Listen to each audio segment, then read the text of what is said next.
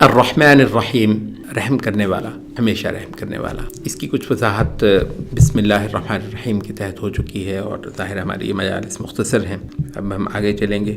مالک یوم الدین، روز جزا کا مالک۔ ابھی ہم نے نعمتوں کا کہا تھا اور انسان کے ایک ایسے جہان میں آنے کا کہا تھا جہاں اس کا سب سے بڑا امتحان ہے، اور اس امتحان کا نام ہے عبادت، اس امتحان کا نام ہے تعظیم، پرستش اس خدا کی۔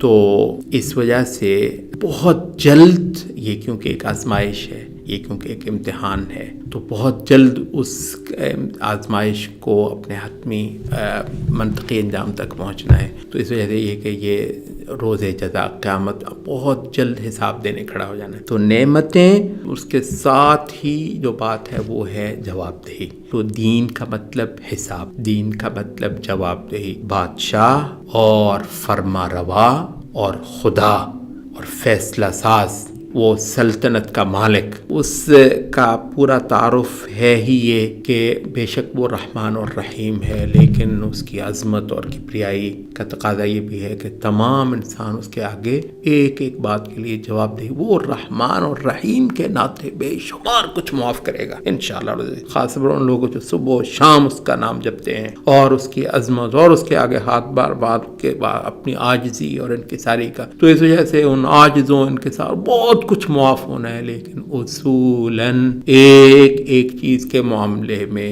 جواب دہی کے لیے وہ کھڑا کر دینے والا ہے۔ تو یہ زندگی سراسر جواب دہی ہے، یہ جسے آپ کہتے ہیں نا لبرلزم۔ دین کا ایک مطلب ہی پابندی ہے۔ دین، پابند ہونا، ذلیل ہونا، کسی کا پابند ہونا، کسی کا دیندار ہونا، کسی کا جواب دہ ہونا، اور جیسے اس نے کہنا ہے ویسے کرنے کا پابند ہونا، مملوک ہونا، یہ دین کے باقاعدہ معانی میں سے ہے۔ اور جواب دہی جو کہ آخرت میں ہے، اور اس کی وجہ سے یوم الدین کا نام پڑا ہے۔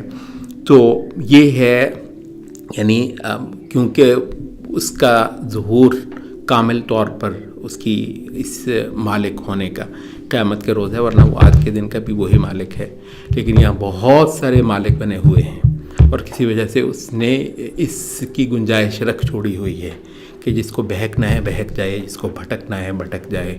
بہت سارے خدا ہیں یہاں پہ، بہت سارے مالک ہیں اس زمین کے، اس کے اختیارات کے، اور بلکہ بسا اوقات تو یوں لگتا ہے کہ وہ ہے ہی نہیں ہے یہاں پہ۔